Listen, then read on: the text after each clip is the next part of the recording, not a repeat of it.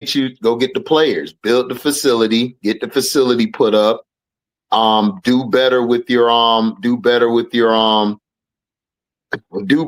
how you treat your players. Like, get them out of that gym, put them in a better gym, do something in the meantime, like show your consideration, go out and show them love and pamper your players so other players will see, okay, I want to go over there.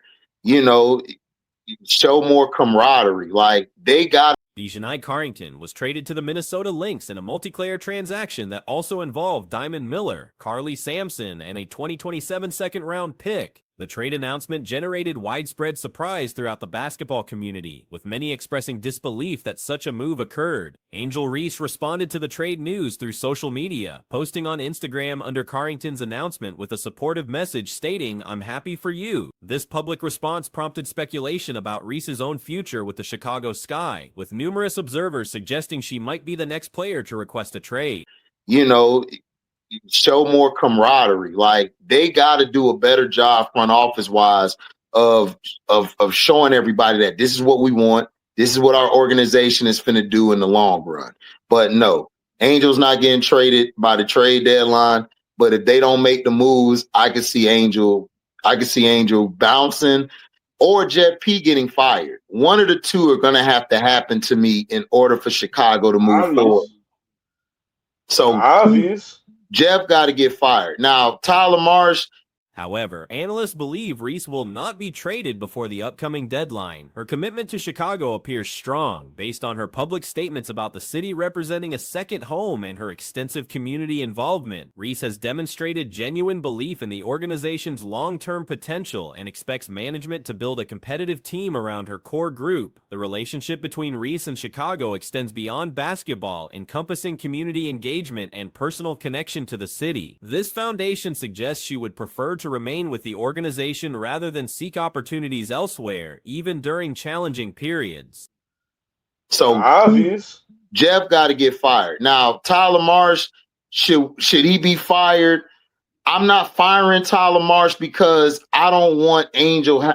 That's too many coaches in a short time. And you understand, Show, that kind of messes with a player, because now you're trying to get adjusted to this coach. Now you got to bring in another coach, and now you got to get adjusted again. So if you're going to keep Tyler, you got to bring in a GM who knows basketball, who knows personnel, who knows how to scout for personnel. Recent reports indicate damage from a particular article may have affected team dynamics, though Reese is expected to maintain professionalism throughout any organizational difficulties. Sources suggest her agent has engaged in discussions with team ownership, including Michael Alter and other decision-makers, regarding the franchise's future direction. These conversations reportedly center on the organization's commitment to building around Reese and fellow young players. The discussions have focused on what steps management must take to create a championship-caliber environment that would satisfy Reese's competitive expectations. How to scout for personnel, and that's the only way that I could see her moving forward with Chicago. Jeff P. gonna have to go. Like, it's either her or Jeff P. That's my opinion. Part of me feels like Tyler Marsh doesn't have full control over the way he's coaching. You're right. Part of me does feel like that. Right. And, I said before, I think you get rid of Jeff P. Now, here's my thing though.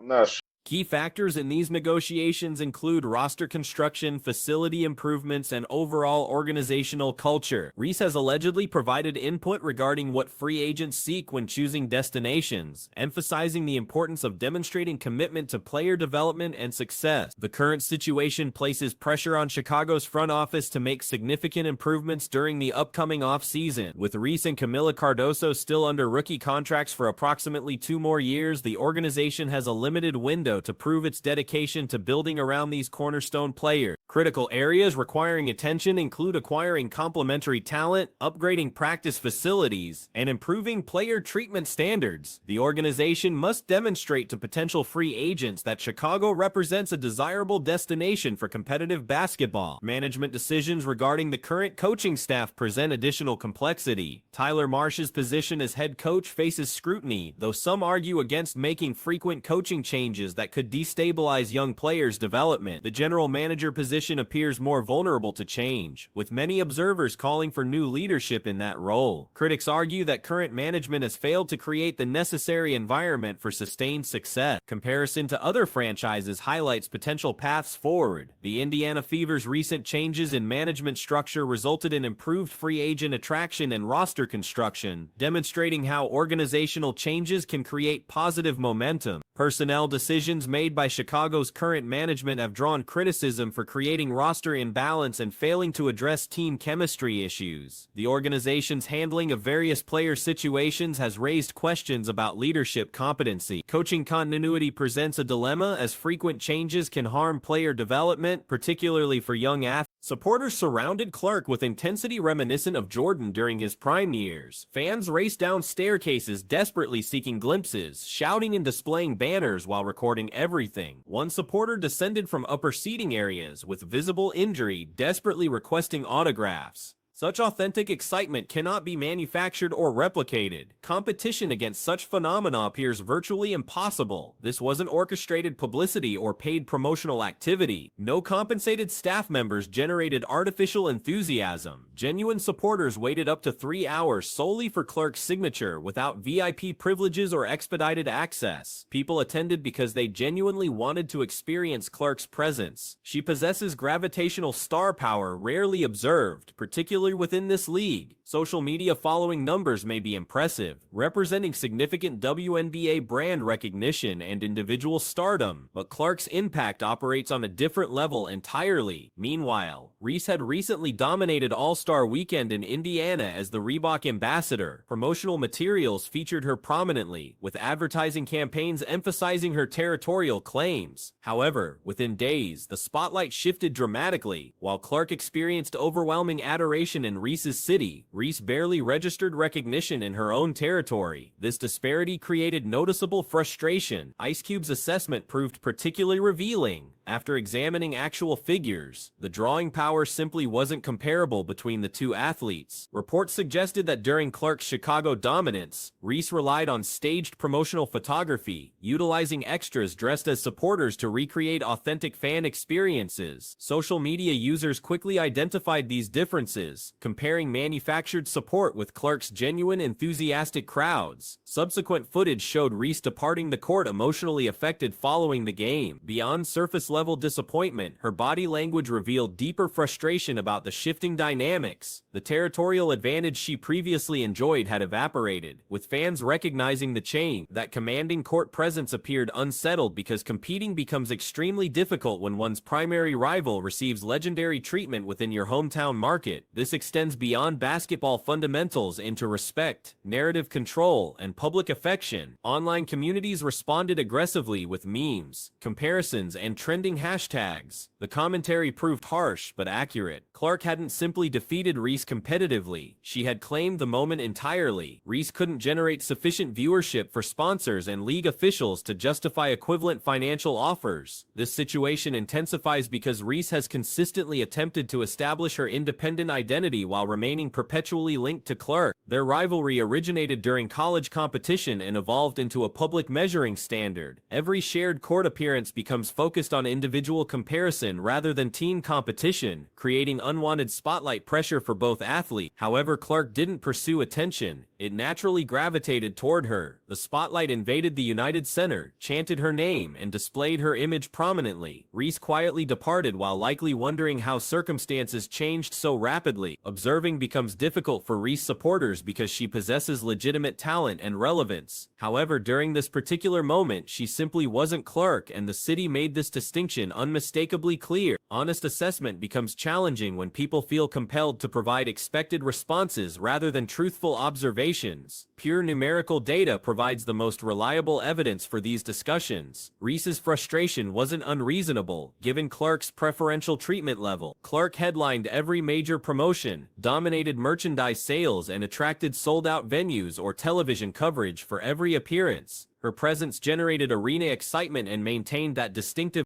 Social media warfare intensified dramatically with hashtags and aggressive commentary resembling playoff-level competition intensity. At the center, Reese watched her supposed territory get completely dominated by Clark in broad daylight. Clark received treatment comparable to Jordan during his Chicago prime. The footage showed everything clearly. Clark's All-Star Weekend Chicago arrival transformed the city into her personal showcase. People pursued her like she represented Michael Jordan, Derrick Rose, and Chief Keef combined. Pandemonium erupted with fans chasing autographs as if she distributed winning lottery tickets. One individual literally sprinted from upper seating while shouting her name with a bleeding nose. Not metaphorically, but actual physical injury occurred. The narrative explosion contrasted territorial queen versus American sweetheart dynamics. People compared not just athletic performance, but crowds, influence, and city control. Local Chicago residents acknowledged that Clark claimed their city as her own. This stung particularly because Chicago was supposed to represent Reese's domain and moment. Instead of headlines celebrating Reese's all-star dominance, coverage focused on Clark stealing attention again. Reese attempted maintaining social media composure through vague posts and cryptic content, projecting unbothered energy while clearly monitoring developments. Fans weren't convinced, with comment sections becoming hostile territories. Circumstances worsened due to timing. Clark wasn't just winning supporters, she was securing sponsors, networks, and entire WNBA organizational support.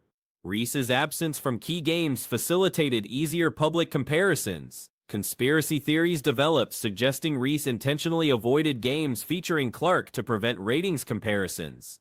Television networks don't broadcast WNBA games randomly. They air content expecting millions of viewers, primarily tuning in for Clark. Ice Cube's interview added insult to injury, literally stating that Clark would